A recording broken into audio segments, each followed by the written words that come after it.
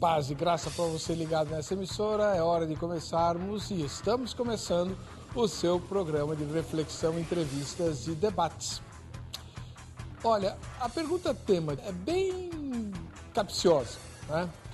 Nós sabemos que a palavra de Deus, a Bíblia Sagrada, ensina que o casamento deveria ser perpétuo, né? Então a pessoa se casa com uma única esposa ou marido e permanecem assim até que a morte os separe.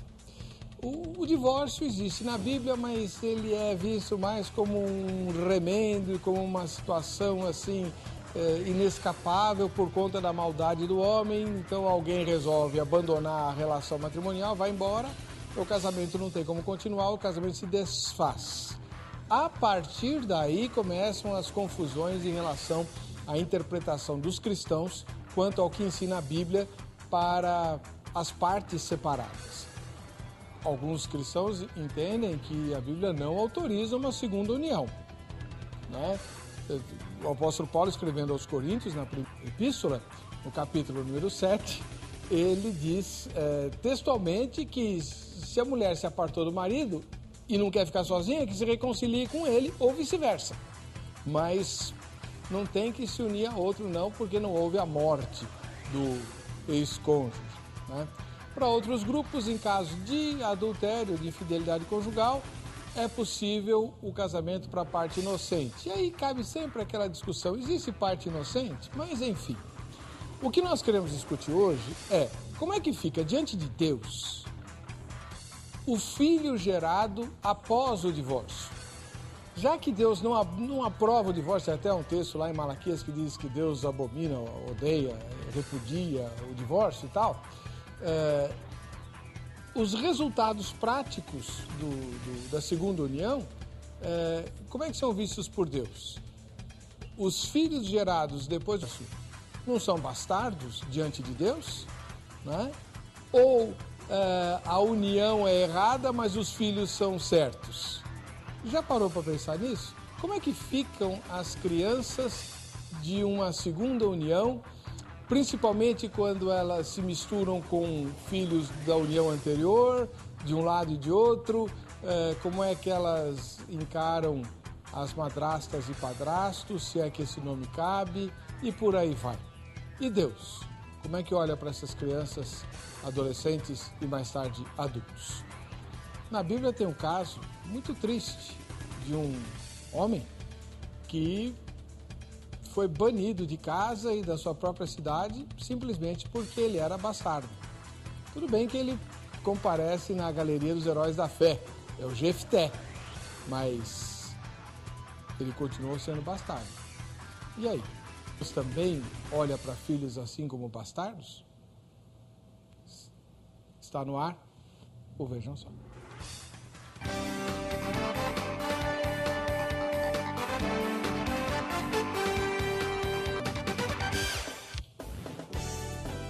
Olá, estamos começando o programa Vejam Só e hoje, como é o final da semana, você está concorrendo ao kit da Jo Resende, aquele monte de produtos que você vê todas as noites aqui e que a gente sorteia uma vez por semana.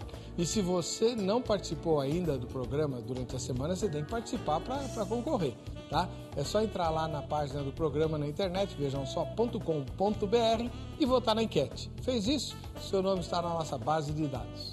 Bom, com relação a essa questão dos filhos gerados após o divórcio, a produção trouxe mais uma vez a professora e doutora em Ciências da Religião, a Patrícia Pazinato. Seja bem-vinda, doutora Patrícia. Como vai a senhora? Tudo bem? Tudo bem, muito obrigada pelo convite de estar aqui discutindo um tema muito sensível, muito delicado. Entre as escolas que a doutora Patrícia dá aula está a Faculdade Teológica da Igreja Batista, lá em Perdiz, né? Ela dá aula no curso de pós-graduação em aconselhamento, né? E fora isso, dá aula também na PUC, né? Em universidades chiques. A senhora é membro da Igreja Batista? Eu sou. Onde fica a Igreja Batista? Perdizes. Sabe o endereço lá?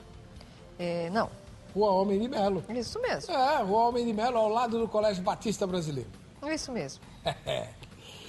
Muito bom. Agora, do outro lado, está estreando no programa, vejam só, o pastor Marcos Vicente. Ele é pastor da Primeira Igreja Batista em São João Clímaco. E tem um ministério muito esquisito. Pastor Marcos Vicente, seja bem-vindo, paz e graça.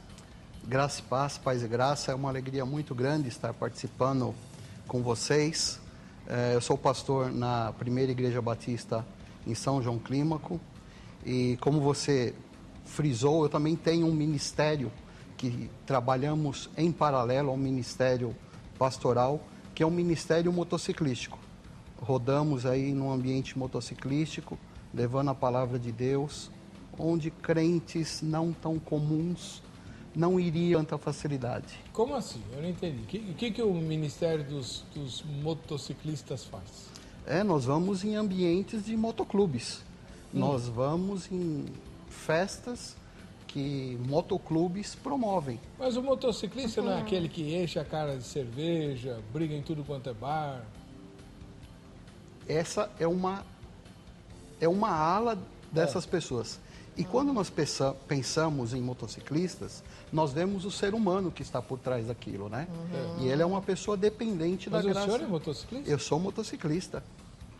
Qual é a sua moto? Eu tenho uma 400 cilindradas, que é a que eu uso para me locomover em São Paulo, e tenho uma 950 cilindradas, que é um pouco mais estradeira, e a gente consegue fazer aí algumas viagens. E todos os motociclistas do seu grupo são cristãos? Todos. Nós somos um ministério interdenominacional. Como é que chama?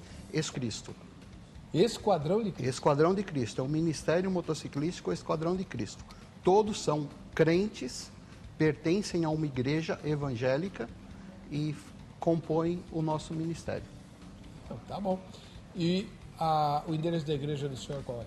Rua João Vicente Brito Filho, número 90, no próprio bairro de São João Clímaco.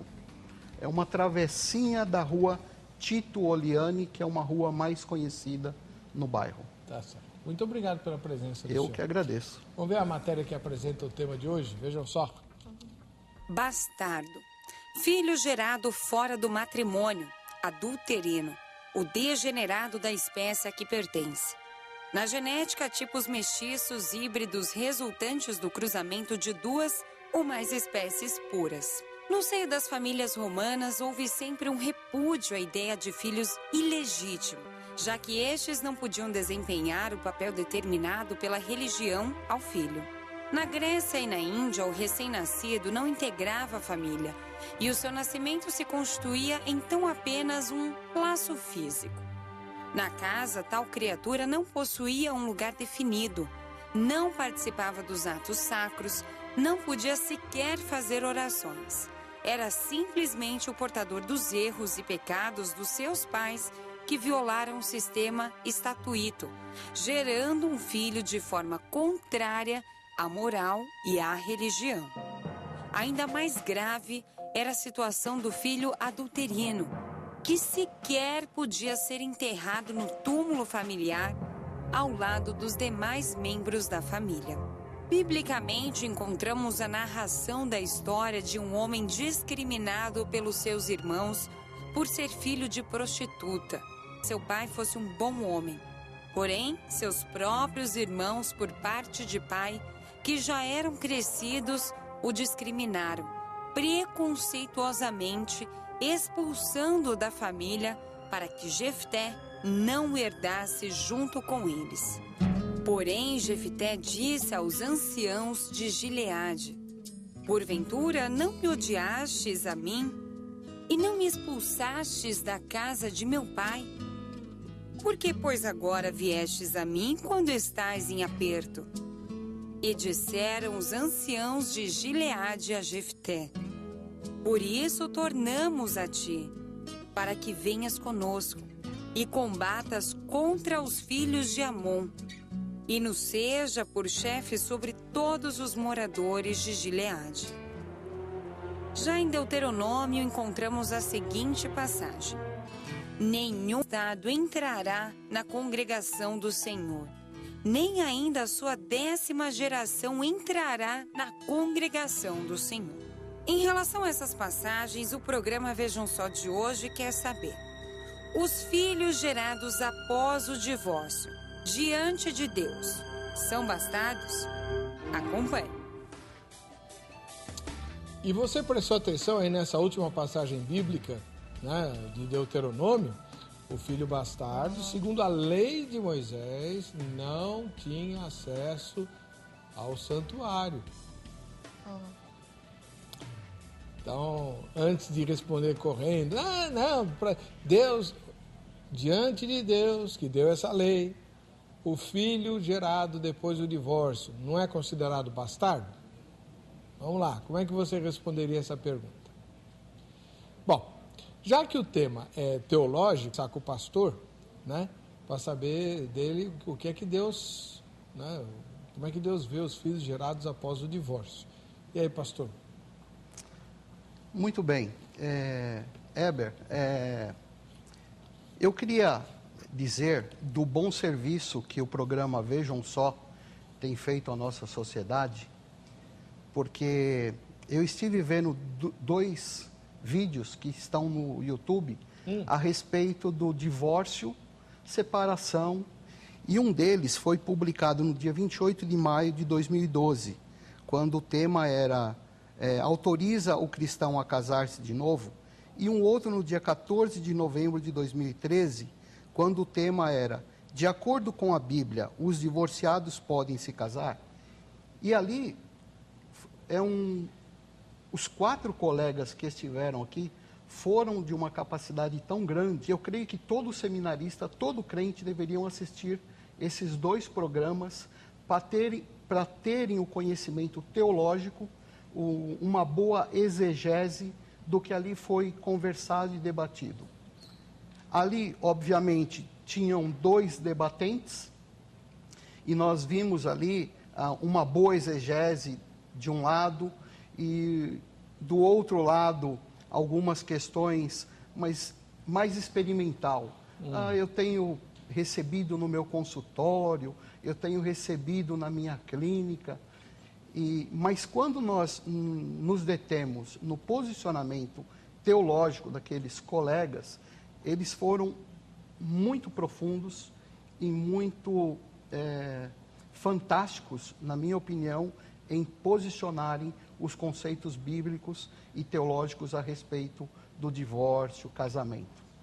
E surgiu uma frase muito interessante que eu nunca tinha pensado, que um dos colegas falou: a teologia da acomodação, né?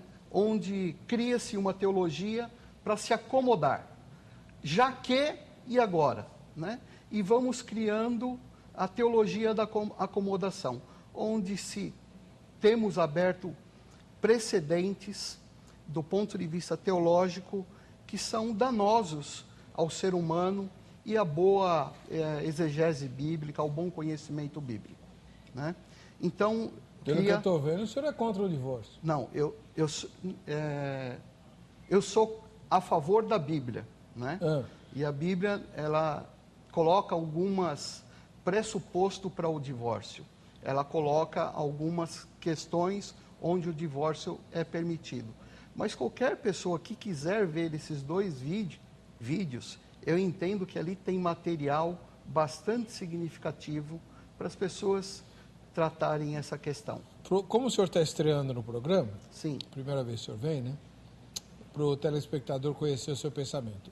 Porque há pastores que entendem que em algumas circunstâncias o divórcio é inevitável, mas não necessariamente ele implica num segundo casamento. Sim. O senhor é a favor do segundo casamento? Desde que exista os precedentes bíblicos. Quais são eles?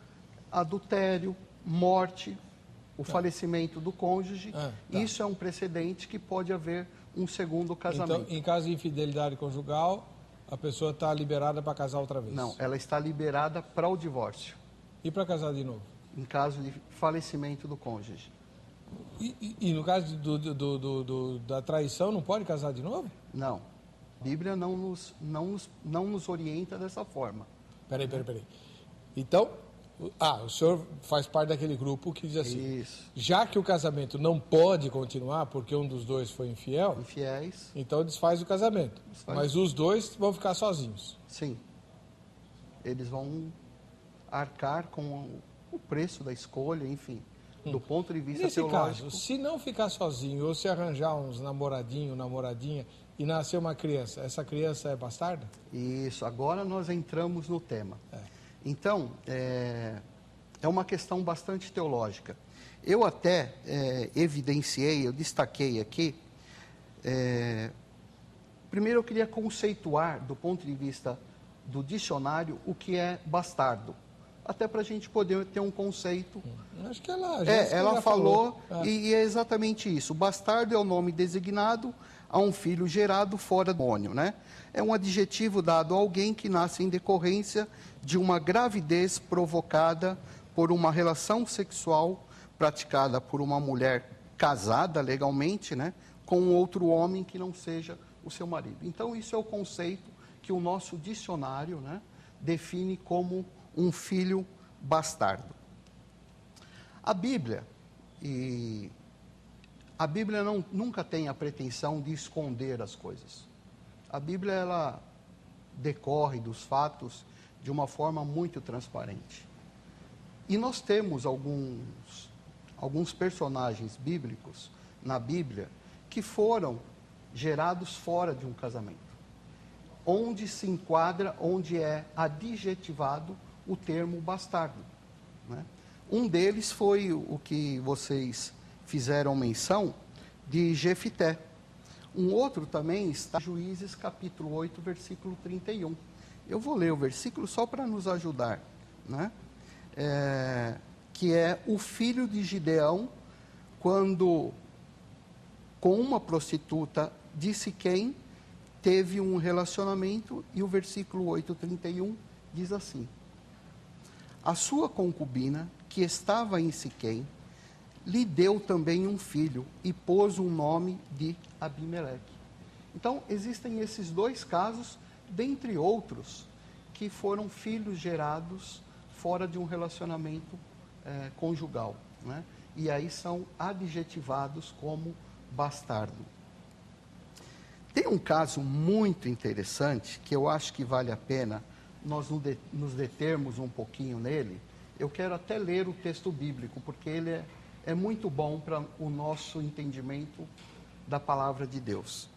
E é um texto muito conhecido. É o nascimento de Isaac, que está em Gênesis capítulo 21. A partir do versículo 1, eu vou ler. Diz assim: portanto, o Senhor fez conforme tinha prometido. Sara, ainda que fosse já uma mulher idosa, ficou grávida e deu um filho a Abraão, na altura que o Senhor lhes tinha indicado. Abraão pôs-lhe o nome de Isaque. 8 dias após o nascimento, segundo o que Deus tinha ordenado, tinha então Abraão 100 anos de idade. E Sara declarou: Deus fez com que eu risse, e todos os que souberam o que me aconteceu hão de alegrar-se comigo. Porque quem havia de sonhar, sequer que eu podia vir a ter um menino, eu consegui. E a verdade é que é de dar um filho a Abraão, já em plena velhice. Mas, pastor, Isaac não passa nem perto de ser filho bastardo. Se nós pensarmos que Isaac, ele foi gerado com uma serva de Abraão. Isaac foi gerado com Ismael. Ismael. Isso, Ismael. O texto, agora na continuidade, ele vai falar... chamar Ismael de bastardo? Não, ele não fala que Ismael é bastardo. Mas, por definição, se nós entendermos que bastardo é fora do casamento, fora de um relacionamento conjugal, marido e mulher, Ismael, ele é adjetivado como sendo um filho bastardo. Tá, eu vou aprofundar essa questão com o senhor depois. Agora eu queria saber da doutora Patrícia. Bom, ela não é professora de teologia, mas dá aula de aconselhamento. Os filhos gerados num divórcio, num ambiente cristão, em igrejas conservadoras, como a Batista, por exemplo, né? que não permite nem a segunda união e tal, eles correm o risco de crescerem sobre algum estigma? Então, eu acho importante, né, que nós possamos olhar também um pouco do lado do sofrimento, né, especialmente hoje. Vamos dizer que se eu tomar, inclusive, o ponto de vista estatístico, a gente tem um crescimento muito grande, inclusive dentro do meio evangélico, de pessoas, né, que se divorciam e depois têm uma segunda união, né? Olhando um pouco agora do ponto de vista dessas crianças, né, e daí dos filhos, portanto, estou falando, há um sofrimento muito grande, né, e há todo um processo de luta, muitas vezes, contra o estigma que recai sobre... Aliás, eu diria que não só estigma, né, recai sobre eles, às vezes, um conjunto de maldizeres, de tal forma que eles, muitas vezes, estão... logo na infância, postos dentro de um processo de não se sentirem devidamente amados por esses pais. Então, vamos dizer que aí eu tenho que, ao pensar nos filhos, pensar um tremendo trabalho de restauro desses filhos para que eles efetivamente possam ter acesso a um modelo de amar dentro da própria família. Então, eu diria que talvez uma coisa seria nós pensarmos em princípio, a outra coisa é quando nós olhamos para aquele ser que está diante de nós, ou mesmo como nós geramos filhos que podem vir a enfrentar um divórcio, e aí nós venhamos a ter netos, por exemplo, que têm essa característica. Então, eu gosto muito de situar, porque aí ando, né, também um pouco para as situações, sem perder o princípio. Então, deixa eu ver se eu entendi direito o que a senhora disse. As crianças que acham que os pais não as amam são as crianças do casal que se divorcia. Exatamente. Ah, tá. Mas e a criança que nasce da segunda união? Ela não tem problema? Ela tem problema na maioria das vezes. Por quê? Veja só, vamos dizer que eu tenha filhos de uma segunda união que vão também se perguntar, né, de alguma maneira, se aqueles pais da segunda união, eles foram abençoados e legitimados nesta união. Que é então, o tema de hoje. Então, essa questão também existe dentro desta criança, né? Então, vamos dizer que se pergunta não só pela questão da extensão da orientação e do projeto do casamento que vem lá de Gênesis, mas também se faz outras perguntas, por exemplo, misericórdia, perdão, em que medida que tudo isto pode alcançá-los. Isto pensando dentro do ponto de vista de um referencial cristão um pouco mais amplo. Tá, a gente vai aprofundar tudo isso já, e você vai para a nossa página na internet e volta na enquete. Depois a gente fala da enquete aqui.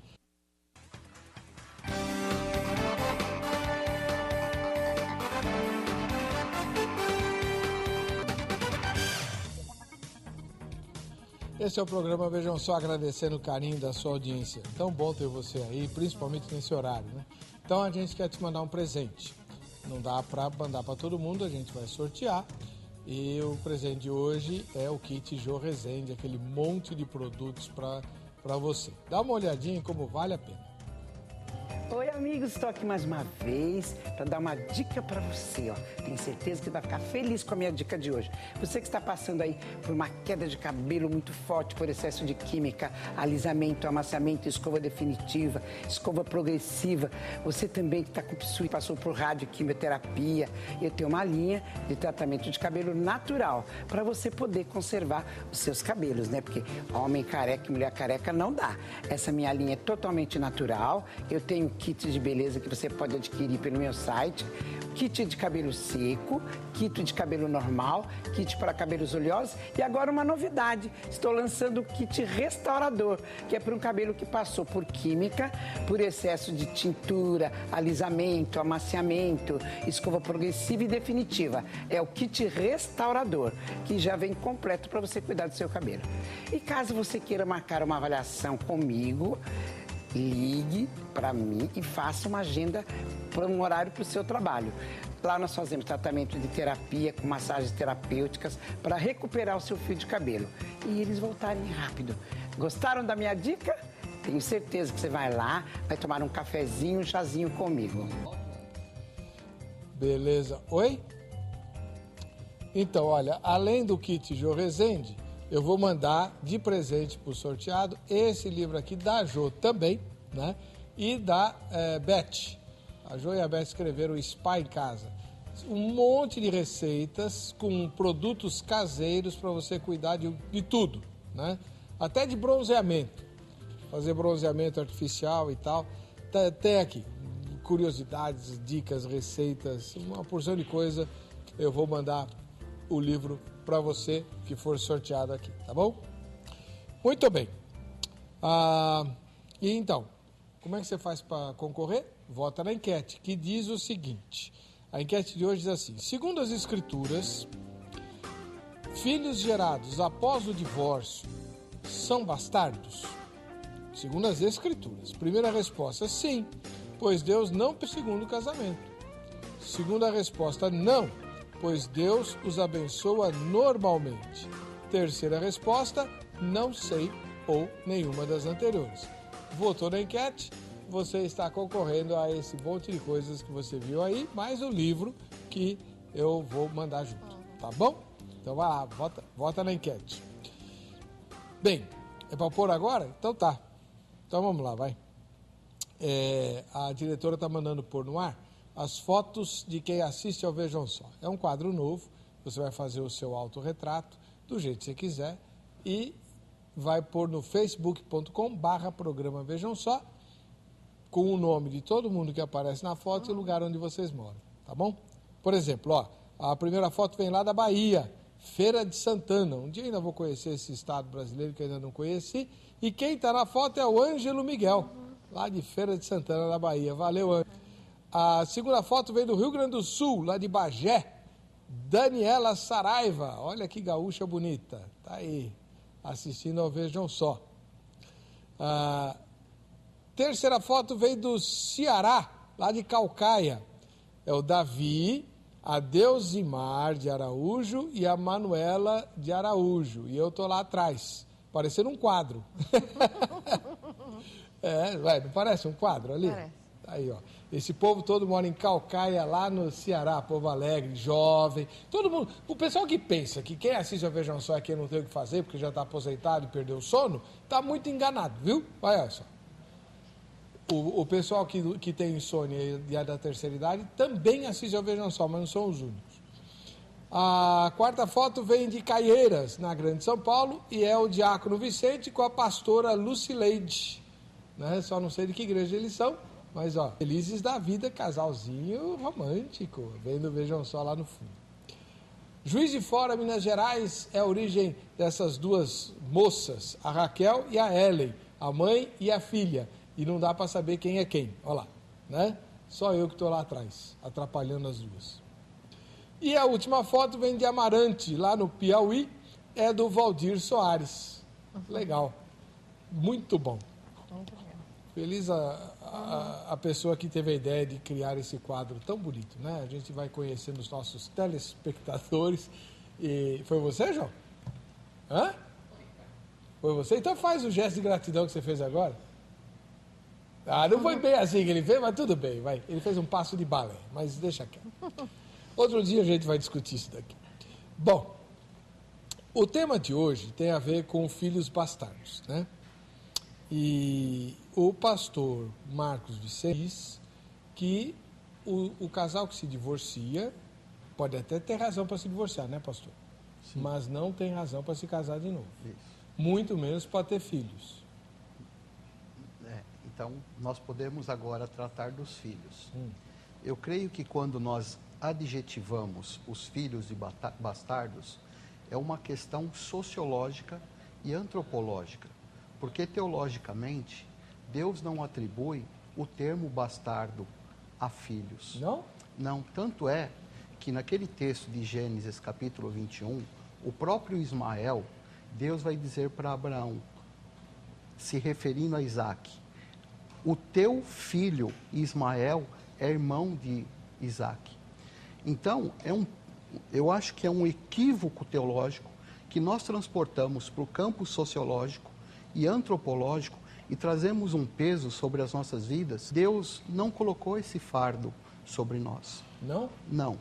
Por quê? Porque eu entendo que, do ponto de vista teológico, Deus não trabalha com a questão de bastardo. Deus olha para o ser humano.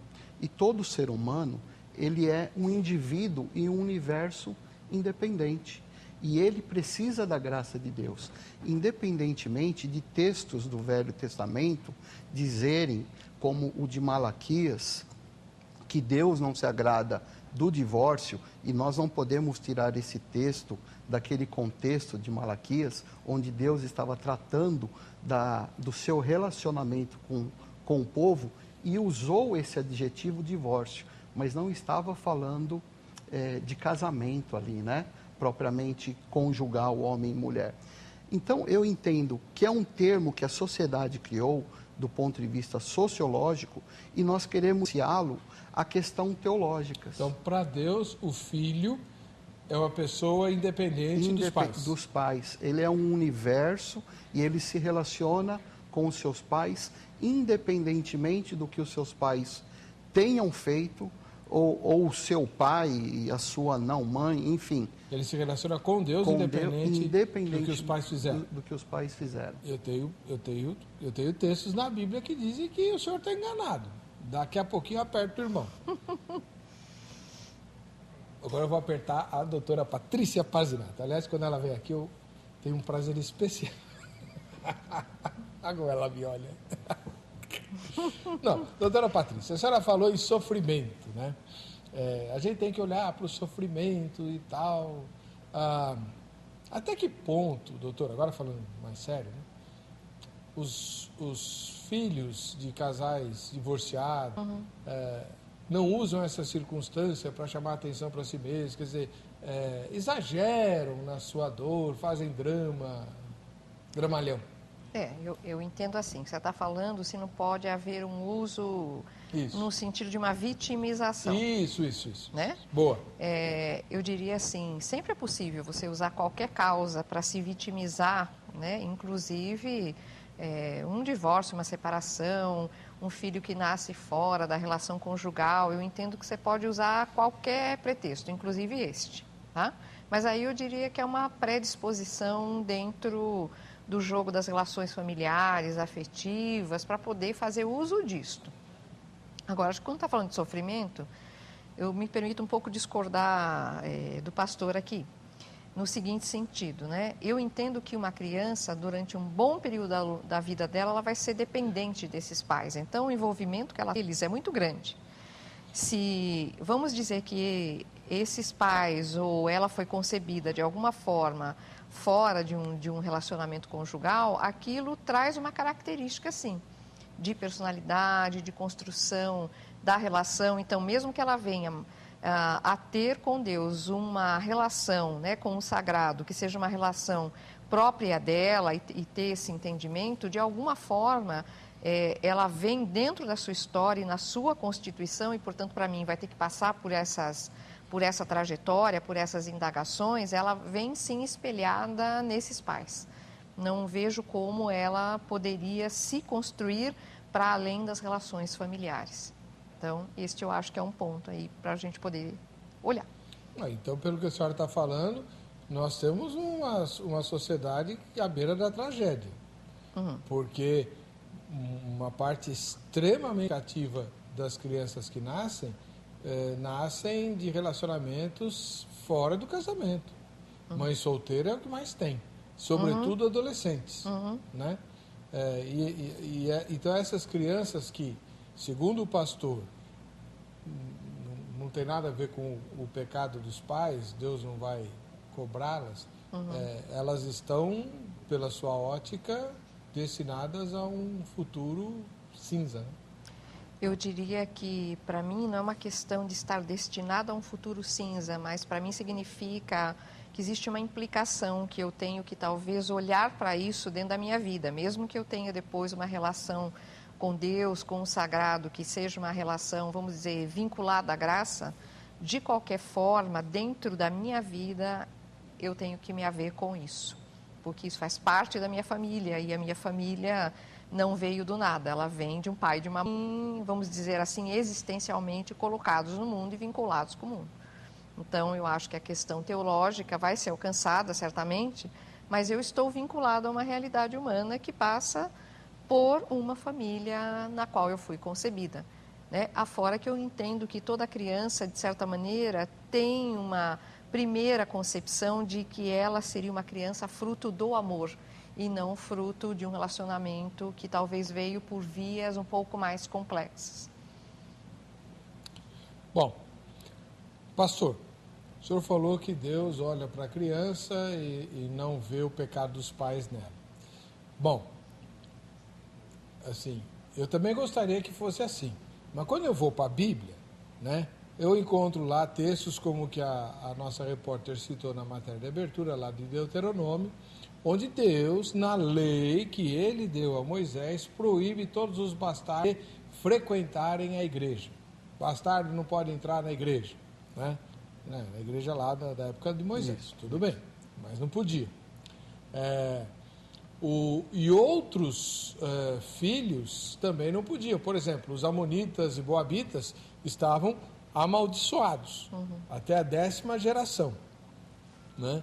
Não podiam entrar no santuário de Deus e tal por causa do pecado dos seus pais. Lembrando que os moabitas e amonitas eram filhos de incesto entre Ló, sobrinho do teu queridinho Abraão, com as filhas dele. Isso. Né? Às vezes, quando eu leio esse texto, eu fico me perguntando por que Deus tirou Ló de Sodoma e Gomorra, né? Para ele ter filhos com as filhas? Então, pastor, como é que fica? Se Deus não olha para os pais, para o pecado dos pais e considera cada filho uma pessoa autônoma, independente, por que esses textos estão na Bíblia? Muito bem. Eu creio que a doutora, ela não teve uma opinião diferente do que eu me posicionei, sim complementar, né? Porque os seres humanos, eles carregam, sim, os aspectos sociológicos no qual eles são inseridos e crescidos, né? Mas, se nos detivermos especificamente no texto de Deuteronômio, capítulo 23, que é o que versículo 2, diz assim: nenhum bastardo entrará na congregação do Senhor, nem ainda sua 10ª geração entrará na congregação do Senhor. E numa outra versão, quem nasceu da união ilícita não poderá entrar na Assembleia do Senhor, como também os seus descendentes até a 10ª geração. Bom, eu não tenho conhecimento de ninguém que tenha olhado a sua árvore genética até a 10ª geração para ver se era lícito entrar, ou hoje, neotestamentariamente falando, fazer parte de uma igreja que se relaciona com Deus e com o Evangelho. Mas, me detendo especificamente no livro de Deuteronômio, eu creio que nós temos que usar o texto dentro do seu contexto. Deus estava estabelecendo um povo, né? E nesse mesmo texto, ele vai colocar algumas outras regras. Um homem que tiver algum problema nos seus órgãos genitais também não pode fazer parte do povo. Deus estava estabelecendo regras de comportamento e regras de conduta, não na sua relação espiritual, não no seu relacionamento divino, sagrado com o ser humano. Então, eu tenho esse entendimento e essa interpretação quando nós nos baseamos no livro de Deuteronômio. Entendeu, Heber? Entendi. Agora, mas é complicado, né? Porque o Deuteronômio está na Bíblia, sim, a gente lê hoje, né? Não na época de Moisés. Então... Uma coisa que vale a pena a gente pensar, e eu acho que é isso que tem assim trazido problemas emocionais fortíssimos sobre o ser humano hoje, e eu costumo brincar, talvez de uma forma muito simplória, que existem 3 profissões do futuro. E quando eu digo profissão, eu costumo dizer pastor, advogado e psicólogo. Pastor, porque cada vez vão ter mais pessoas enfermas espiritualmente. Advogado, porque no âmbito relacional cada vez vai ser mais difícil se relacionar entre seres humanos. E psicólogos, porque os problemas emocionais estão sobrevindo de uma forma muito intensa. Quando eu uso a profissão pastor, me entendam, porque quer queira ou não, o pastor tem profissão no sentido de dedicação de tempo. Mas quando a gente pensa na questão teológica, na questão de relacionamento homem, depende da minha teologia. Por quê? Porque se eu embasar a minha teologia, se eu condensar a minha teologia, se eu colocar a minha teologia somente no Velho Testamento, ok, eu sei a sua teologia. Mas nós temos que entender que Deus foi se revelando ao longo da história para o ser humano. Então ele começa assim lá em Gênesis, só que ele não acaba no último livro do Velho Testamento. Ele continua se revelando ao ser humano. Então a nossa teologia, ela tem que ir até o livro de Apocalipse. Nós não podemos fazer uma teologia, um conhecimento de Deus baseado só no Velho Testamento. Senão a gente vai ter uma parte da revelação de Deus. Isso, a gente tem algumas convicções ou ensinamentos que venham a inferir, trazer dificuldades emocionais para a nossa vida. Muito bem, muito legal. Gostei do que o senhor falou. O divórcio não seria, para as igrejas de hoje, uma dessas leituras meio viciadas da Bíblia? Depois o senhor responde. Ué, né? Será que a gente está olhando para os filhos bastardos de forma errada? Para o divórcio também. Por exemplo, vou perguntar para o senhor depois, como é que fica? Um casal chega na igreja, quer se batizar lá na sua igreja, mas eles são casados pela segunda vez. Ambos são divorciados, ou um deles é divorciado e tal. O senhor vai rejeitar esse casal? Vai jogar eles no colo do diabo? Como é que o senhor vai fazer com eles? Mas antes, doutora Patrícia, vamos voltar a falar aqui. É verdade que o casal, quando parte para o divórcio, geralmente não leva em conta o sentimento dos filhos nessa separação? Então, eu acho que quando a gente olha um pouco, talvez, para hoje, porque eu acho que nós estamos aí flutuando em questões bem complicadas, né? Tem horas que eu acho que a gente faz uma leitura na palavra, apenas pela palavra, e depois eu entendo que a gente vem aqui para o ser humano de hoje e as nossas dificuldades em poder acolhê-lo, trabalhar com ele. Então, eu acho que eu vou puxar agora a perspectiva para o lado de cá. Então, eu diria assim, do ponto de vista do casal e do ponto de vista dos filhos, que eu acho que a gente está falando bastante bem desta relação, eu diria assim, os filhos depende, por exemplo, do momento que eles são atingidos pelo divórcio dos pais. É muito diferente como essa leitura. Esse casal também, eles se separam quando? Eles tiveram um relacionamento rápido, geraram um filho e se separaram. Ou, de repente, vamos dizer que eles se separaram e retornaram. E nasce um filho de um segundo casamento do mesmo casal, mas só que está numa outra fase de casamento. Como esses filhos vão se olhar? Eles vão se olhar dentro de uma continuidade de família ou será que vai ser uma outra família, gerada em outro modelo? Né? Vamos pensar ainda numa terceira hipótese, vamos pensar em filhos, por exemplo, que nasceram fora do casamento e esta família de origem reintegra este filho que nasceu fora desse casamento. Eu acho que você tem constelações tão diferentes, vivências tão diferentes, e eu acho que, inclusive, do ponto de vista, vamos dizer assim, teológico, nos exigiria estudos e aproximações muito diferentes. Mas as vivências são distintas. Existem casais que eles nem pensam. Eles são jovens, impulsivos, se uniram, depois chegam numa conclusão que não podem viver juntos e, às vezes, um deles simplesmente desaparece. Desaparece no mundo. E um dos cônjuges permanece com o filho, por exemplo. Há tantas situações desse tipo, né? Então, eu diria assim, conforme você falou hoje, há uma mudança radical dentro da sociedade brasileira, estou falando no concreto mesmo, né? Daquilo que são as famílias. As famílias ditas margarinas, elas estão diminuindo. Eu brinco margarina porque pai, mãe e filhos. A gente tem famílias hoje monoparentais, a gente vai ter família de alguma forma rearranjada, a gente vai ter família na qual, vamos dizer assim, você praticamente tem filhos criados por avós e foram filhos que nasceram fora do casamento. Então, você tem um quadro amplo hoje no Brasil né? E aí eu diria assim, como é que a gente trabalha com tudo isso à luz de uma teologia? Eu acho que aí a gente tem que ampliar bastante bem a nossa relação aí com uma teologia que tem que ser posta para esses seres humanos no sentido de que eles têm que ter entendimento daquilo que é a relação deles com o sagrado. Não acho que não é tão simples da maneira como nós estamos fazendo, né? Porque nós vamos do princípio à vida. A vida é diversa e o princípio tende a um certo estreitamento. Mas, doutora, como é que os meio-irmãos se relacionam? Eles lidam bem com a situação, melhor do que os adultos ou não?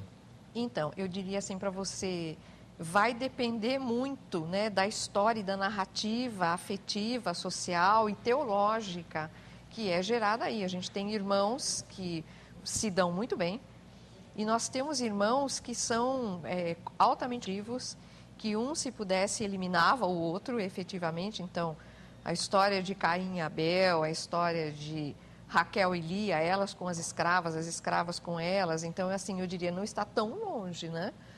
Então, é uma história muito complicada, o sistema de parentesco, né? Então, que é uma coisa que eu acho que também é sociológico, é antropológico, mas é teológico também, né? Então mas no caso de Jacó, os 12 filhos dele eram todos dele, mas as mães eram 4.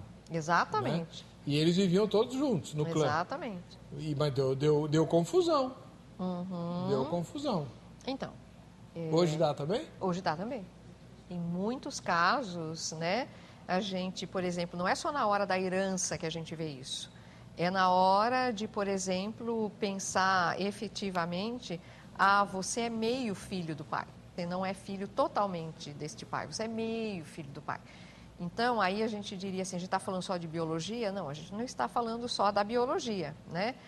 Você é mais amado por Deus porque você é filho legítimo. Eu sou menos amado por Deus porque eu sou filho ilícito. Então, essas discussões são tremendas. Né? Pastor, como é que fica o casal que se divorciou e quer casa de novo, né? E quer se filiar à igreja? Não pode? Muito bem. Eu sou o batista. Eu não represento o batista, né? As igrejas batistas têm autonomia para se governarem de forma individual e autônoma. E nessa individualidade e autonomia existem divergências em algumas questões estruturais e até mesmo teológicas, se podemos dizer assim. Mas o termo teológico talvez não é o que caiba melhor aqui. Eu sou pastor em uma igreja. E a nossa igreja, nós definimos do ponto de vista teológico que nós lutamos pelo casamento. Nós lutamos pela vida, pelo relacionamento conjugal. Nós oramos por isso. Eu talvez não tenha o mesmo nível de conhecimento que a doutora, o nível de participação, mas a gente tem casos de relacionamentos difíceis e dolorosos. E a minha palavra é sempre essa: vamos orar pela restauração. Então, eu creio que essa é uma palavra universal do crente, como um todo. Nós oramos pelo relacionamento conjugal. Mas, obviamente, acontecem casos, né? Cada um é autônomo, cada um sabe a sua vida e cada um toma as suas. Mas a nossa igreja, nós temos que nós não acolhemos, se é esse o termo, casais que venham de outros casamentos. Talvez numa outra igreja batista, talvez numa outra igreja evangélica, ele possa ser acolhido e vai ser acolhido. Mas nós entendemos que teologicamente, estruturalmente, administrativamente, não é um modelo ideal para nós, né? Dentro da nossa realidade, dentro do nosso contexto que nós vivemos, na nossa sociedade, como comunidade, o nosso contexto, que é um contexto específico. Então, nós temos esse entendimento. Então, o casal que casou segunda vez não pode se filiar? Se tornar membro da nossa igreja. Ele pode congregar, ele pode participar, mas se filiar, vir a ser um membro, não. Então, Eu vou chamar um intervalo. Na volta, eu tenho que apertar o pastor um pouquinho mais. Porque, vê se pode. O pastor Marcos Vicente, ele é motociclista. Depois, pega lá o colete dele, que ele não quer mostrar, mas eu vou mostrar aqui que eu sou um jornalista e eu tenho compromisso com o meu telespectador. Vou mostrar lá que ele sai de motocona lá todo fim de semana, ou sei lá quando, né, fazendo evangelismo. Sim. Ora, o senhor não vai encontrar casais certinhos entre os motociclistas. Aí pega um monte de casal lá que se interessa por Jesus, vai na sua igreja. Ah, mas vocês não podem ser mesmo. Como é que faz? Voltamos já.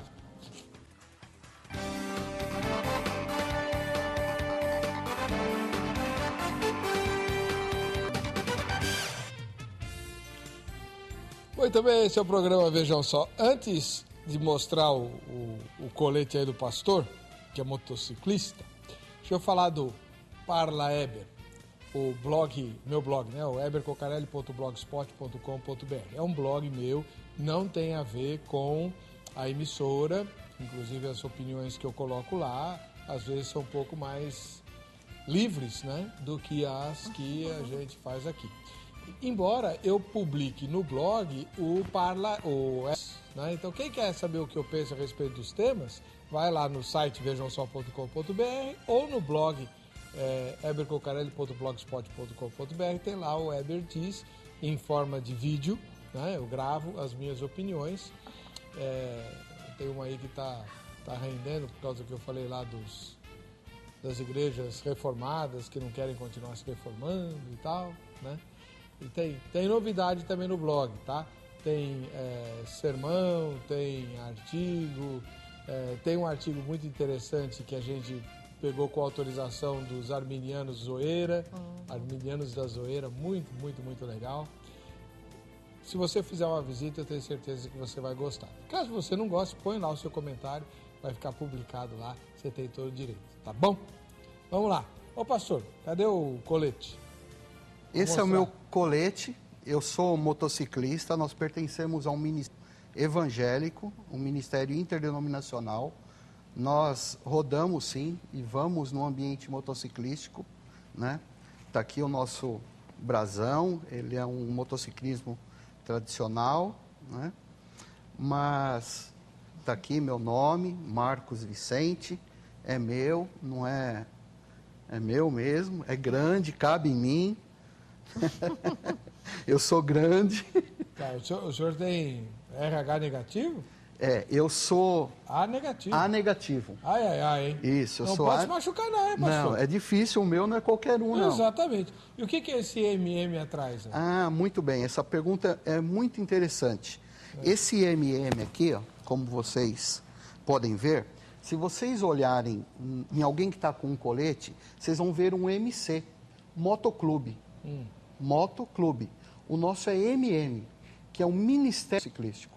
Nós somos um motoclube, só que nós temos uma missão que vai além de um motoclube, que é uma missão, que é levarmos Jesus Cristo ao ambiente motociclístico, mas não somente. Vamos lá. Então vamos lá. O senhor faz aí uma incursão com os motociclistas e tal, e eu estou lá com a minha moto estacionada lá num dos postos de gasolina lá que o pessoal para, né?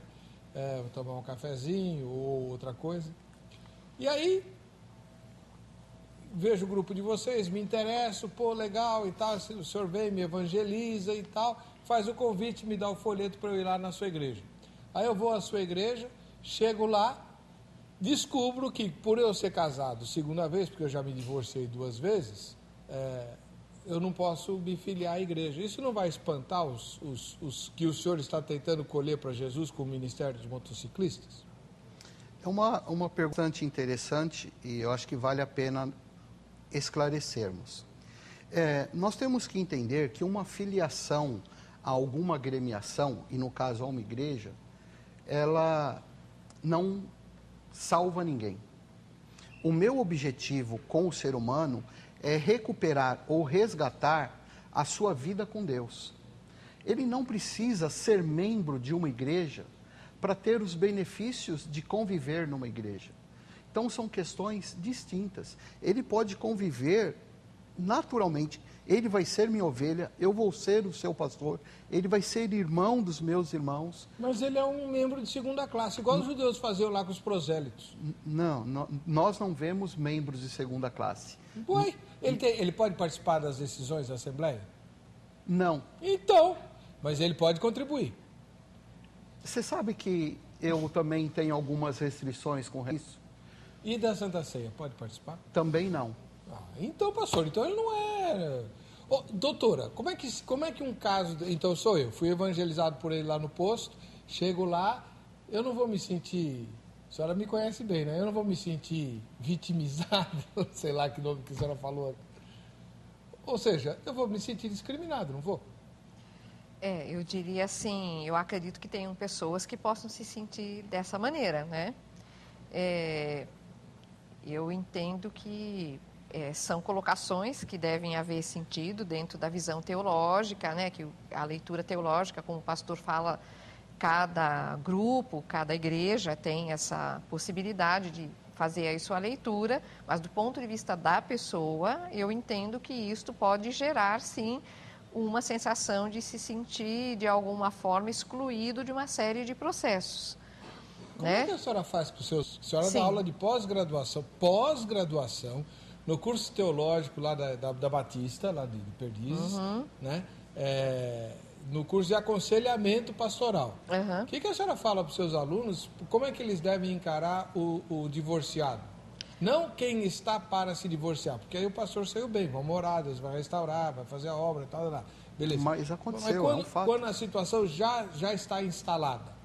Olha, eu penso que a gente tem, dentro dos cursos, inclusive, pessoas que têm essa característica, né? A gente tem pessoas que estão fazendo teologia, que são divorciados, nós temos professores, nós temos dentro da comunidade, né, alunos de pós-graduação. Então, assim, a comunidade como um todo, ela recebe um grupo muito grande de pessoas advindas de diferentes trajetórias dentro do mundo evangélico, e existe uma questão de valorizar extremamente a família, a união estável, o casamento, a união responsável, a união abençoada, lembrando do projeto de Deus dentro do Gênesis e daí por diante. Há uma discussão, uma colocação sobre isso, né? Mas eu entendo que em nenhum momento as pessoas que talvez sejam divorciadas ou filhos do divórcio, elas sejam excluídas de qualquer processo educacional ou mesmo de se formarem como conselheiros, né? Então, eu entendo que há um debate amplo, inclusive à luz do Evangelho, com diferentes questões, passando pela misericórdia, passando pelo perdão, passando pelas diferenças entre o Antigo Testamento, o Novo Testamento, né, as posições que advêm disto, as leituras sobre o pecado. Então, eu acho que há uma discussão muito ampla, mas o que eu quero dizer, assim, eu entendo que não existe uma diferenciação, não estou nem falando de discriminação, mas eu diria que não existe uma diferenciação entre divorciados e não divorciados, a nível de formação e a nível de ser um diploma válido para todos eles de igual maneira como conselheiros. Não, eu entendi, mas a senhora escapou pela... A senhora é advogada também? Porque deu uma escapadinha aí, que é assim, esse seu aluno vai ser um pastor, certo? Uma das possibilidades. Ele vai ser um pastor, ele vai estar à frente de uma igreja. Sim.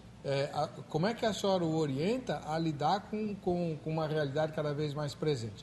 Eu digo isso, pode parecer loucura, mas boa parte dos estudantes de teologia tem uma visão muito romântica. Não é verdade, pastor? Sim. Uma visão muito romântica do ministério. Não, Deus faz a obra, como se ele nunca fosse tropeçar em questões complicadésimas.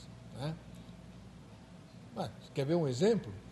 Um exemplo real, não é inventado não, exemplo real. Eu tive um aluno que começou a frequentar uma jovem muito bonita, uma modelo, começou a frequentar a igreja dele, né? Isso muitos anos atrás. E se converteu e tal, e ela era muito na dela, assim, não tinha muitas amizades, conversava pouco com as pessoas e tudo, mas frequentava assiduamente a igreja e quis se batizar. quis se batizar. Olha só, aí foi fazer o curso de catecúmenos, né? Preparatório para o batismo, fez tudo direitinho. Mas uma semana antes do batismo, ela pediu uma audiência particular com o pastor. Aí ela chegou para o pastor e disse, olha, eu estou convicta, né, de uma nova criatura em Cristo Jesus, e que ele me salvou e tal, e eu quero me batizar, mas eu preciso contar uma coisa. Eu não nasci mulher. Eu viajei, eu morei na Europa, e lá eu fiz a cirurgia de mudança de sexo, e aqui no Brasil ninguém sabe disso, e eu adotei uma nova identidade, uma nova postura. Jesus me aceita como mulher? E aí? Imagine que o pastor fosse seu aluno lá na pós-graduação. Que tipo de orientação ele daria para essa moça, baseado nas aulas que a senhora deu para ele? Olha, eu penso em algo que é, vamos dizer, são radicalmente no oposto da onde nós começamos. Então, eu penso que, a meu ver, Jesus vai para todos os seres humanos. Então, se ele tem uma sexualidade que se manifesta de uma maneira ou de outra, para mim a mensagem atinge a todos. Divorciados, não divorciados, etnias diversas, pessoas que vivem a sua sexualidade de diferentes formas. Então, o Jesus que eu, de alguma maneira, vamos dizer, tenho no meu coração, não é alguém que exclui ou que discrimina, é alguém que chega com a mensagem e convida para, né? Convida para um mundo que vai, então, se tornando bem diferente daquele no qual eu fui alcançado. E aí, claro que passam por conflitos, claro que passam por situações muito difíceis, mas isto não significa que Jesus de cara diz você está excluído ou você não pertence à possibilidade de uma conversão, ou de um entendimento da palavra, ou de um processo de revelação. Então, então antes de passar começamos a palavra por pro aí, pastor, né? Antes de passar a palavra para o pastor, só para deixar bem claro, o seu aluno receberia a moça como mulher e ela seria membro da igreja com o nome de mulher que ela adotou. Isso? Eu entendo que ele receberia ela como alguém convidada a ouvir a palavra. A questão... Ela vai se batizar, irmão. A gente Sim. sabe que batismo na igreja batista torna a pessoa membro com responsabilidades, deveres e privilégios. Sim, eu entendo que para isto existe um processo até chegar ao batismo. Então, aí há uma trajetória, né? Então, eu acho que com isso a gente tem que bem adiava o batismo um pouquinho. Eu diria que talvez faça um processo de preparação para o batismo em todas as pessoas, entende? Sim, todas. ela está no processo. Ela fez a aula de catecúmenos. O batismo é daqui uma semana. Nesse caso, o ideal seria adiar para que ela tivesse mais tempo. Eu diria que muitas vezes eu não acho que quem necessariamente determina isso é só o pastor. Eu acho que isto é uma discussão. Ixi, se levar para a Assembleia, o senhor levaria um caso desse para a Assembleia? Eu nem estou falando para a Assembleia, tá bom? Eu diria para discussão. Discussão entre quem? Sim, qual fórum é uma outra questão. Vamos lá, pastor. Se isso acontecesse lá em São João Clímaco. Voltando à questão, tem algumas questões que são tão periféricas no seu convívio dentro de uma igreja que elas são superficiais e são periféricas. O fato de você estar convivendo no seio de uma igreja, sentir o amor dos seus irmãos, sentirem que você faz parte daquilo, que eles oram por você. Para você ter uma ideia, nós mensalmente na nossa igreja, na ceia, nós damos o pão da ceia, né? As irmãs fazem um pão e nós damos para uma família. Uma família. Esse mês, coincidentemente, é uma família que não é membro da nossa igreja.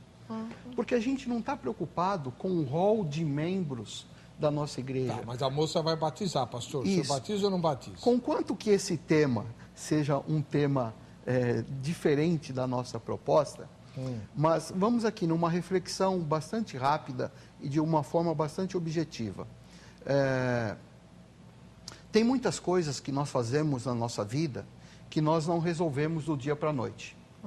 Você vai para uma igreja, você tem um homicídio, depois você vai responder pelo seu homicídio diante da lei. O fato é que essa pessoa tem um nome, ela mudou a sua identidade. Ela já tem um nome diante de uma sociedade. Eu estou acolhendo a pessoa baseado num nome, né? Depois, se ela vai refletir, entender, enfim, o comportamento dela, a condição que ela vive, é um processo, né? Então. Acho que nesse ponto nós estamos falando... Eu sei, vocês estão escorregando. Não. Ela precisa de uma resposta. Vou batizar ou não vou batizar? Então, vamos lá. Esse tema não era bem o que nós havíamos eu sei, nos proposto. Não, Por quê? não tem muito a ver, né? Tem a ver com a questão seguinte: o Deus aceita o filho bastardo? Deus aceita a pessoa que fez mudança de sexo e se converteu depois? Então vamos lá. No seu relacionamento homem-Deus, o profano com Deus enxerga o indivíduo. Ele restabelece o seu relacionamento. Aí nós estamos falando de regras de igreja, de administração. Que deviam refletir sim, e refletem a opinião de Deus. Sim, e refletem. O ser humano é acolhido dentro da igreja, né? É por isso que hoje existe uma pluralidade de etnias, de igrejas, que hoje a pessoa não vai para uma igreja, se ela não quiser, definitivamente eu não quero. Porque tem igreja de rock, tem igreja de skatista, tem igreja de motociclista. O ambiente que você quer, você tem uma característica para você se sentir, do ponto de vista mais administrativo, acolhido. Porque em qualquer igreja evangélica, a pessoa é acolhida. Eu falo pela minha igreja. Nós acolhemos as pessoas e nós temos problemas. Nós vivemos ali numa coisa de grande necessidade. E as pessoas que têm se achegado a nós, a nossa igreja, elas estão se sentindo tão acolhidas que alguns temas são totalmente desnecessários tratar. O fato dela estar ali participando das diversas atividades, só o fato dela perceber e saber que a sua relação com Deus já foi restaurada ou religada, já... Então, a relação dela com Deus foi religada, mas a situação dela com a igreja de Deus não pode. Isso aí, mas isso aí, como o senhor falou, esse já foge um pouco do nosso assunto. Vamos em frente. Vamos em frente aqui. O Claudinei Carvalho, da capital paulista, diz assim: não são, pois os filhos não podem pagar por um erro que não é seu. Eu mesmo me divorciei, pois a minha ex me traiu com outro. Meus filhos do novo casamento são uma bênção.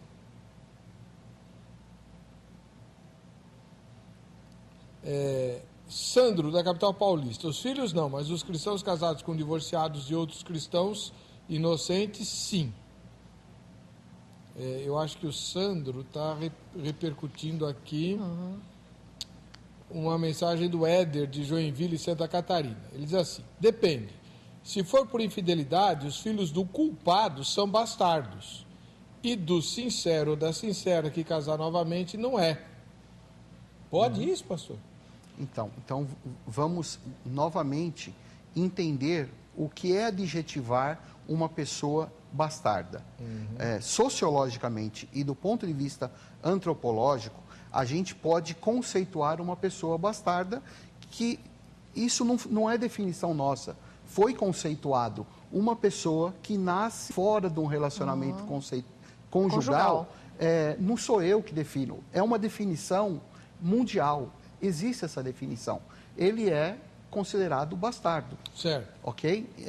Independentemente de eu concordar ou não, existe esse conceito, né? Agora a questão é teológica. Deus não olha para a pessoa como um bastardo. Deus não coloca esse ônus na vida de um ser humano em função dos acontecimentos dos seus pais. Deus não onera o ser humano com esse jugo.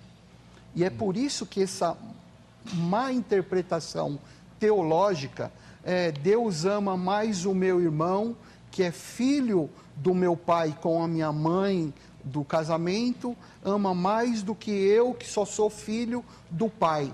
Isso é uma construção errada, teologicamente falando. Aconteceu com Jefté. Sim, e é uma construção errada, porque Deus não imputa esse peso às pessoas. Então, a gente falou no bloco anterior que na lei eles estavam banidos. No Novo Testamento, essa banição desaparece? Esse banimento? Então, não vamos colocar assim no Antigo Testamento e no Novo Testamento. Vamos colocar na revelação de Deus ao ser humano. E tanto no Antigo Testamento também fala, a alma que pecar, essa perecerá. Deus trata o indivíduo, né? Indivíduo, não são as consequências dos meus pais, tios, avós, é o indivíduo, né?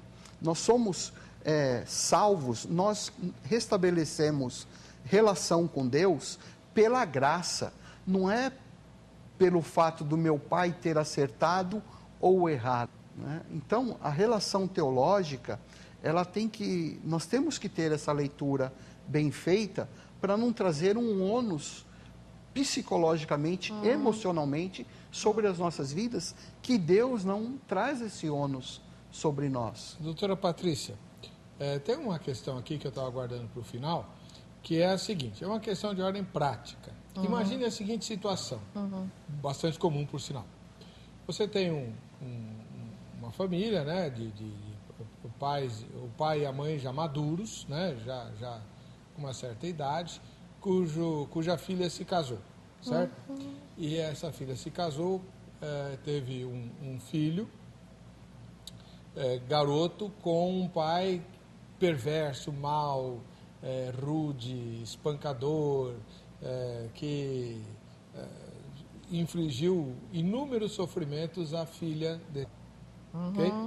Aí, lá pelas tantas, ela não aguenta mais e acaba se divorciando desse bandido, né? E refaz a vida dela com outra pessoa. Sim. Um moço bom, honesto, cordato, justo, carinhoso, né? Um Heber Cocarelli da vida. E aí... Marcos Vicente. Aí ele tem... Vocês dois. Ele só não era humilde. Ele só não era humilde. Não entramos nessa fila. Então, aí ele tem um filho com essa moça. Até que ponto o caráter mau e perverso, com toda a história de sofrimento que a filha do casal passou, vai influenciar no afeto e no carinho dos avós em relação ao neto e ao segundo neto com pais diferentes? Eu gosto muito quando a gente discute questões concretas também, porque, né, elas dão a mão na roda, né, para nós refletirmos sobre estes temas. Eu diria assim para você, a gente vai falar tudo hipoteticamente, evidentemente, como você está colocando, né? Assim, os filhos do primeiro casamento, quando há uma família rearranjada, de maneira geral, a gente tem que os filhos do primeiro casamento, eles têm que fazer um esforço emocional para poderem se sentir amados, porque geralmente eles já têm uma vivência de uma certa exclusão. Isso estou falando só num primeiro ponto, tá? Então, para os avós, muitas vezes, esses avós fazem a ponte, a ligação entre os dois momentos a primeira família e a segunda família. Houve uma primeira família, ainda que com um membro muito complicado. Depois, chance de uma segunda família, né? Eu diria assim, muitas vezes esses irmãos, eles podem se ver simplesmente como irmãos e tocarem a vida muito bem, obrigado, como irmãos, vivendo tudo que irmãos vivem, inclusive aquele laboratório no qual eu experimento as diferenças, os ciúmes, os receios, enfim, né? E eu tenho a possibilidade de ter uma família na qual esses dois irmãos, eles fiquem absolutamente representando duas situações muito distintas, as duas famílias. Isso pensando nos filhos, né? Então, eu diria assim, Primeiro que a gente teria que ver como eles trabalharam com isso. Como a moça, a mãe trabalhou com isso, como os avós trabalharam com isso, como os irmãos trabalharam com isso, né? Agora, eu diria assim para você, a figura de alguém que tem um problema de caráter ou um transtorno de caráter, como te queira chamá-lo, essa figura, de alguma forma, mesmo que apareçam duas pessoas, vamos dizer assim, muito bem, como vocês, pensando em vocês como pessoas, né, muito bem intencionadas, amorosas, carinhosas, dispostas, a figura desta pessoa, que é uma pessoa que é perversa, ou que é violenta, ou que foi violenta, essa figura existe dentro da família, né? Existe como fazendo parte da história. Isso aí vai ter que ser trabalhado, né? Porque, por exemplo, a mãe que esteve com o marido, que foi alcoólatra, que bateu, que violentou, bom, eu posso pensar como é que ele se tornou alcoólatra, mas seja como for, essa sombra do alcoolismo paira. Eu sei, mas né? Então, o meu problema, é pena que o tempo acabou, mas... Isso eu acho que é um grande tema. Né? O filho é que vai pagar o pato, ele vai ser... É impossível olhar para a criança e não lembrar de quem era o pai, né? Exatamente. E é isso que, quando eu comecei a colocar, eu disse, essa criança, de alguma maneira, ela vai ter que se haver com isso, mesmo que ela tenha uma relação direta com o sagrado, uma relação baseada na graça, né? Do ponto de vista humano, ela tem que se haver com a construção dela, com maior peso ou com menor peso. Nós conversamos aqui com a doutora Patrícia Pazinato, que é da Igreja Batista, lá de Perdizes, professora na Faculdade Teológica de Perdizes, e com o pastor Marcos Vicente, que é ministro da Primeira Igreja Batista em São João Clímaco e que dirige, né, ou faz parte de um ministério motociclístico interdenominacional que é chamado de... Esquadrão de Cristo. Esquadrão de Cristo. Os dois estão com o contato deles no site vejamsó.com.br à sua disposição. É só clicar lá na aba Convidados e você tem o contato deles para fazer perguntas, fazer convites, mandar oferta, tirar dúvidas, enfim, eles estão à sua disposição, tá bom? Quem vai levar o kit Jô Rezende? Quem vai ser? William dos Santos, aqui de São Paulo. Parabéns, William, você vai retirar o seu brinde lá com a Jô Rezende, já pega o autógrafo do livro dela, tá bom? Para você que fica com a gente, com essa emissora, a paz e a graça de Jesus. Nos veremos no próximo Vejam Só.